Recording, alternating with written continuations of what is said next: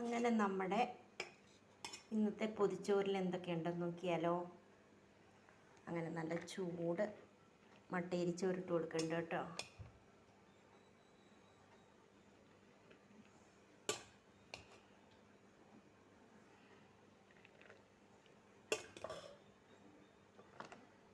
അങ്ങനെ നല്ല ചൂട് മട്ടയരിച്ചോറിട്ട് കൊടുത്തു.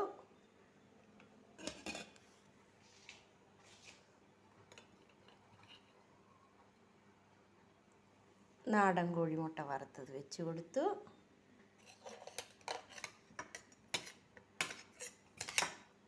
ഇപ്പം എല്ലാ വീട്ടിലും ജാതിക്കയുടെ ഒക്കെ ടൈമല്ലേ.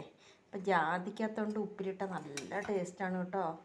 അങ്ങനെ ജാതിക്കകത്തോണ്ടും മുളകും കൂടെ ഉപ്പിലിട്ടത് വെച്ച് കൊടുത്തു. കണ്ടോ?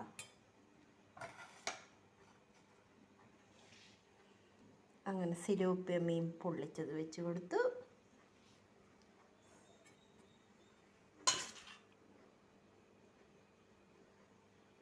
ബീറ്റ്റൂട്ട് തോരൻ വെച്ച് കൊടുത്തു.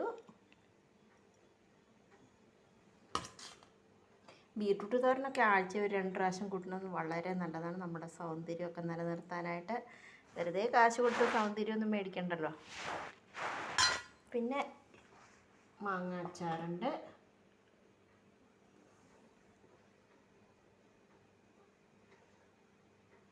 അങ്ങനെ മാങ്ങ അച്ചാർ വെച്ച് കൊടുത്തു.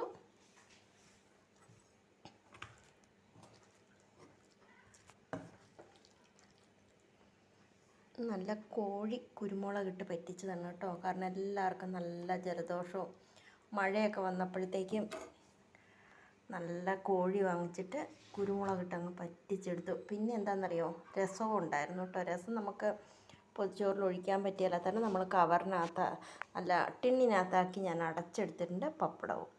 അപ്പം നമുക്ക് ഇന്നത്തെ പൊതിച്ചോറിൽ എന്തൊക്കെയുണ്ടെന്ന് ഒന്നും കൂടെ നോക്കിയാലോ. നാടൻ കോഴിമുട്ട വറുത്തതുണ്ട്, ജാതിക്കയും മുളക് ഉപ്പിലിട്ടതുണ്ട്, മാങ്ങ അച്ചാറുണ്ട്, ബീറ്റ്റൂട്ട് തോരനുണ്ട്, സിലോപ്പിയ മീൻ തൊലിയൊക്കെ കളഞ്ഞ് കഷ്ണങ്ങളാക്കി പൊള്ളിച്ചെടുത്തതുണ്ട്, നാടൻ കോഴി പറ്റിച്ചെടുത്തുണ്ട്.